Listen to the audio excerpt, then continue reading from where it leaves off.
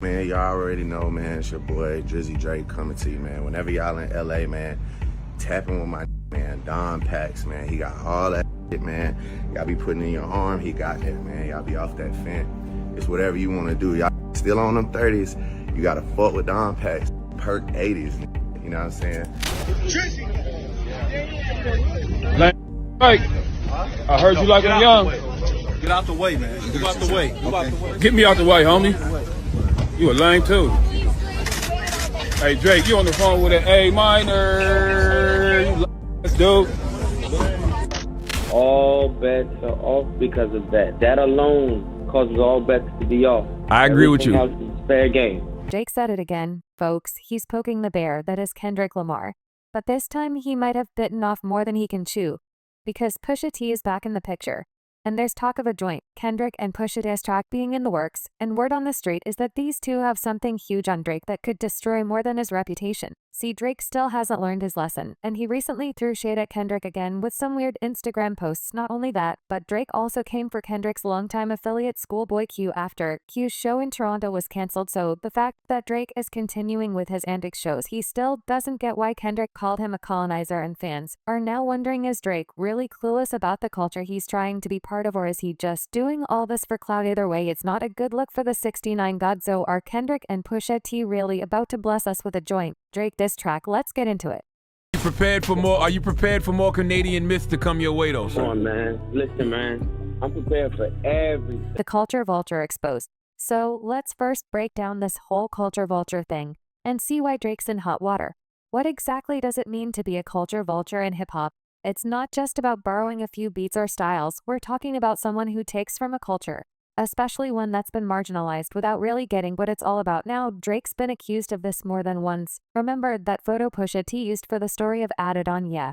The one with Drake in blackface. Pusha claimed that this photo says a lot about how Drake uses Black American culture when it suits him, while at the same time staying completely silent on issues affecting Black Americans. Like you parade your dad around in these weird suits. You parade him. It's clown-like. You know what I'm saying? Yes, sir. That's what I get. I get clown feelings from that. I look at him. There's somebody, you know, I get the picture of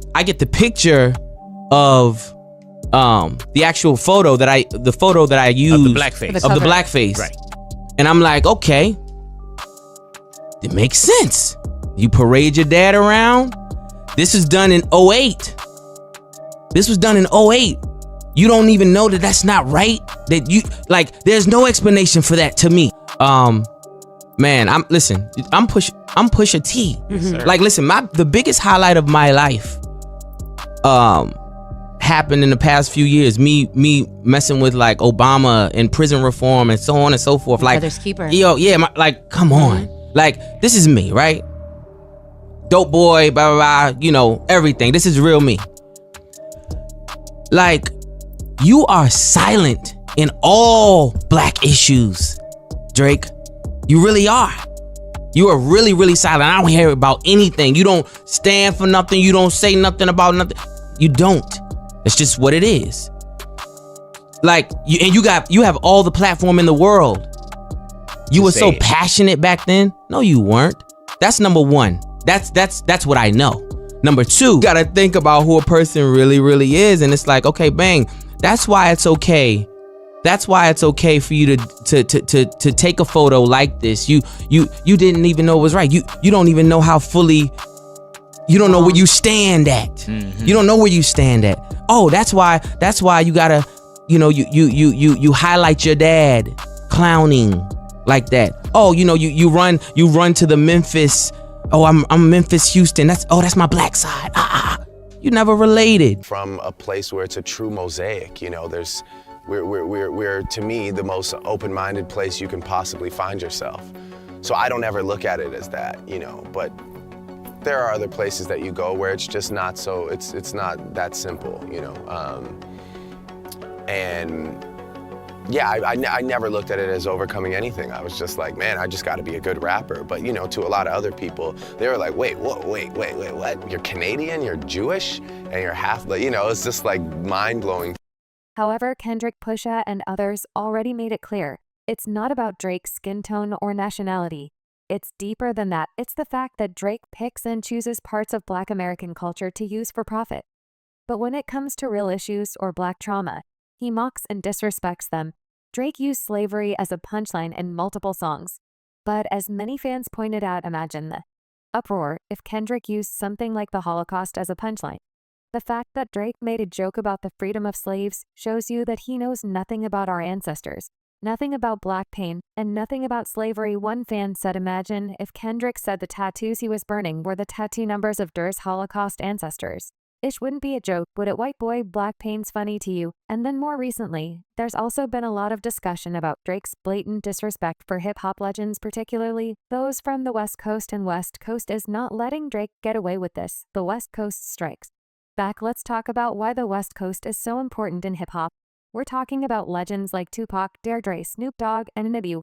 And these artists didn't just make music. They created a whole movement.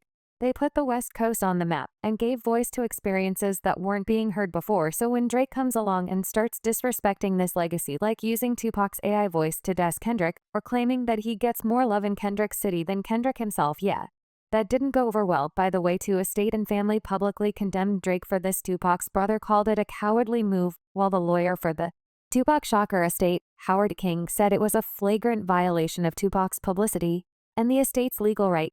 King said in a statement, the estate would never have given its approval for this use. The unauthorized, equally dismaying use of Tupac's voice against Kendrick Lamar, a good friend to the estate who has given nothing but respect to Tupac in his legacy publicly and privately, compounds the insult. Looks like Drake's mistake was confusing Calabasas and other gated communities of Hollywood with the real heart of Los Angeles. It's not just a mix-up. It shows he doesn't really understand the culture he's trying to be part of. Van Lean from the Higher Learning podcast pointed out that Drake confused West Hollywood for Englewood and Delilah for Watts. That's like confusing Times Square with the Bronx. It's not just wrong, it's disrespectful. Make sure we break this out because I want people to Drake confuse Delilah for Watts. Which he shouts out. He confused Poppy for Compton. He confused West Hollywood for Inglewood. Mm-hmm. The people that I seen, the people that I observed bopping to Not Like Us, they was two-stepping to that. Yeah, they were. They were crip walking to that bitch. They were. That was some LA. The record is produced by DJ Mustard, a former Drake collaborator.